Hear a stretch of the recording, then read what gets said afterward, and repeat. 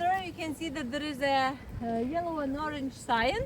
It's written hot spring area. So please over there, don't put your fingers in the boiling water, okay? Everybody's laughing, but believe me, people, they still do. So I always try to inform. And we have a hot spring area, so you know that somewhere supposed to be a volcano. How can I help you? Yes. We are looking for the Geothermal Bakery. Yeah, you can go in Fontana at the reception. Ah, okay, thank you.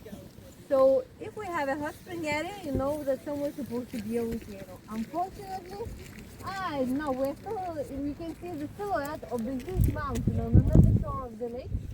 Can you see it? Well, I know where it is so I can see it, but so over there we have another active volcano, Hekla. The last time she erupted in 2000, and you know Icelanders, they are not afraid of the eruptions. You know what they did?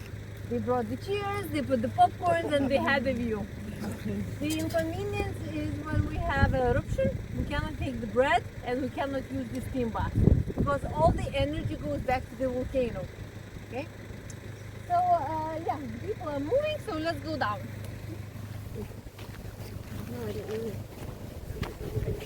So the hot spring area starts from the 45 years ago up to the coast. You can see that we have lots of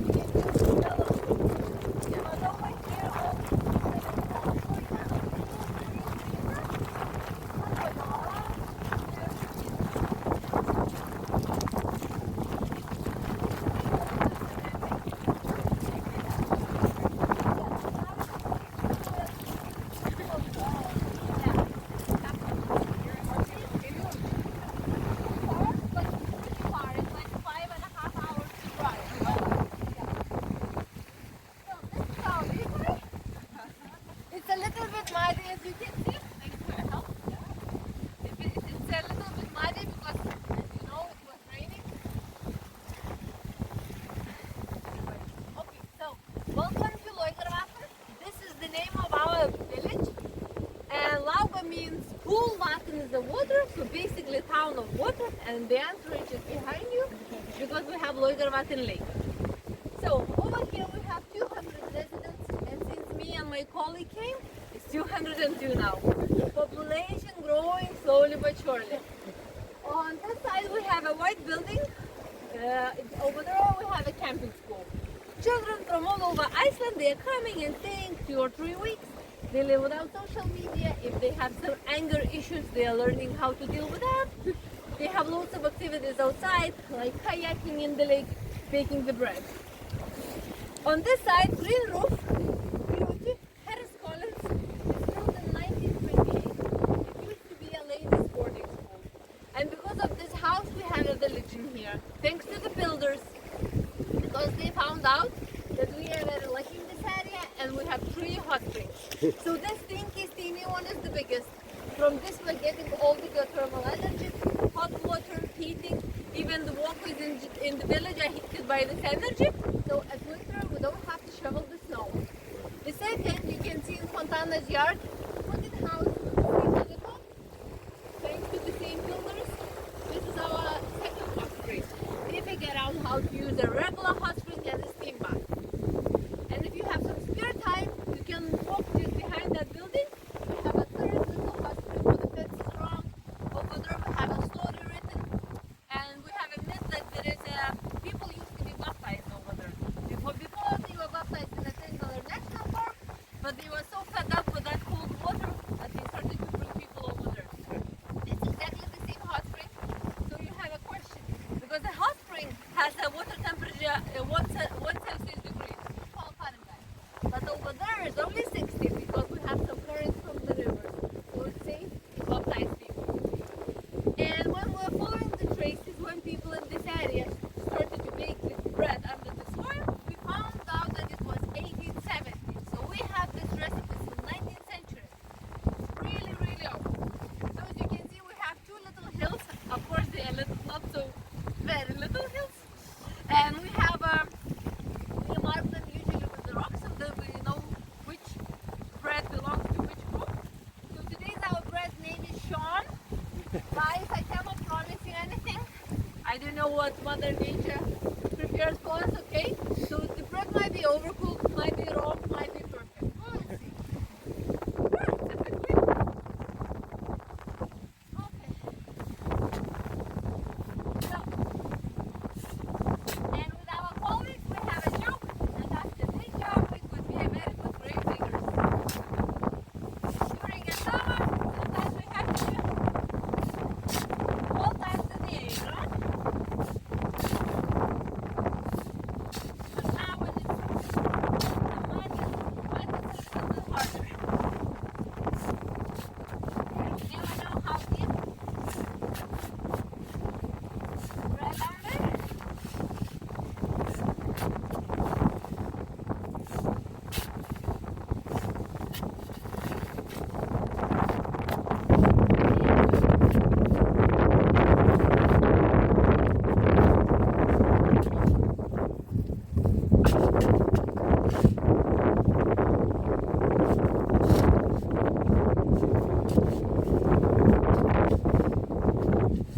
Okay, we have it.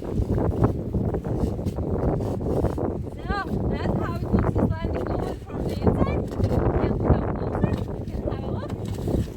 As I told you, a bit of the water, dirt, and a shovel.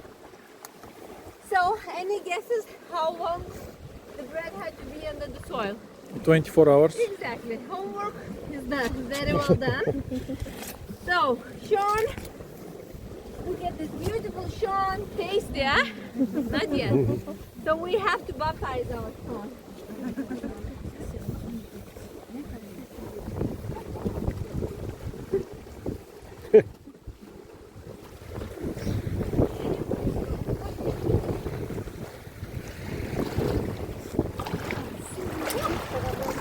Yeah, when it's we have a storm, sometimes our lake becomes as an ocean, very wavy. So in the 19th century, they didn't use any pot. They would put a dough in the dirt and they had to cut the crust. Then it was a clay pot, washcloth on it, but it was always a problem.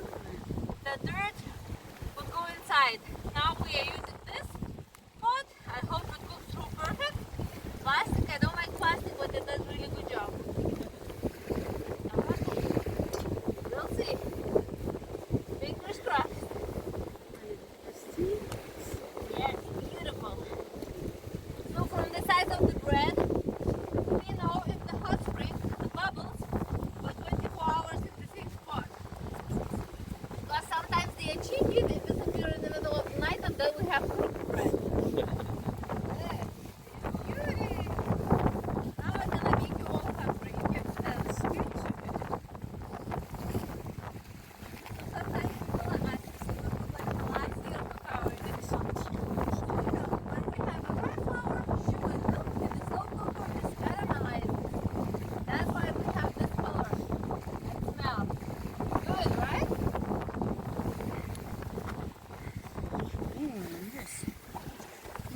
Are you hungry, guys? Kind of. Good. Okay. Just smell it. Oh yeah, very nice. Beautiful. Here,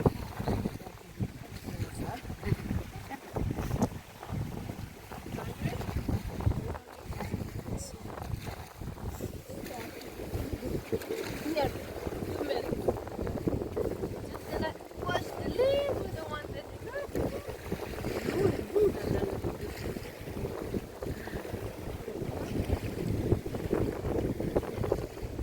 So we're gonna put a new Sean 10,731st one.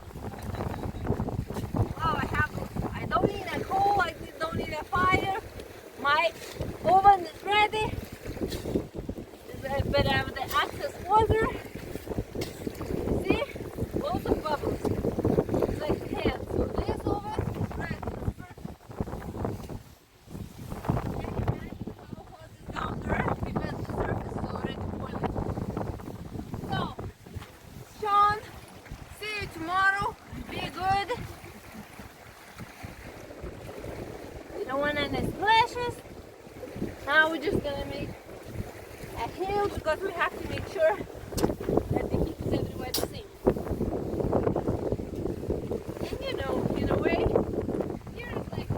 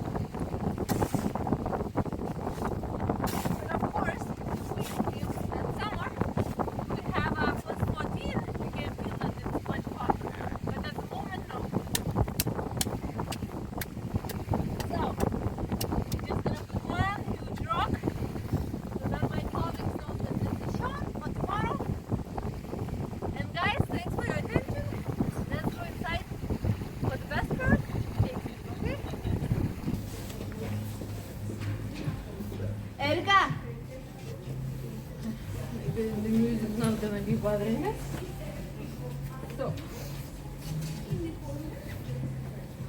So over here we have a recipe.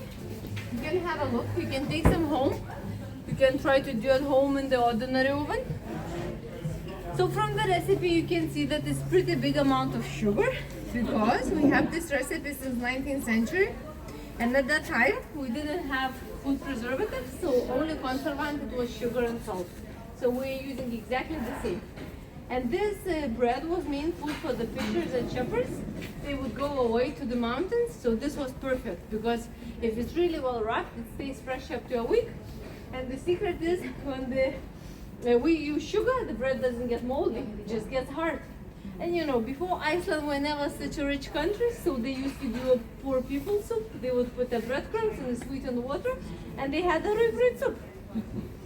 So now we're just gonna pretend that this is a rupture in Grindavik, okay? Are you ready, guys? Yes. There you go. Beautiful churn, 5 kilos. It's pretty dense, and you're gonna see the bread is still hot and steamy inside. Okay. So we're just gonna let it cool down a bit. So we have a pretty small group. So hand sanitizer for your hands. We're gonna use the napkin instead of the plane. Definitely try 3 pieces. One plain that you would understand the texture. Second one with butter. Don't be cheap on butter, okay? This is the best Icelandic grass-fed butter. And the third one, butter and a smoked trout. And the smoked trout is from the areas around, so you never know. It might be from our lake. Yeah, you drop your hat. Yeah. What was the fish that you said? Sorry? What was the fish? Trout. Trout. Smoked trout. And you're gonna feel the taste of the wood because it's smoked in a very traditional way. Okay, guys. So get your hands clean, grab a napkin, and we can start tasting. So 3 pieces each. One plain, one with butter, one butter and a trout. And please help yourself, don't be shy. Somebody wants water, we have it on the counter. Bathrooms are that way. And fish and butter on both sides are the same. There you go. Enjoy.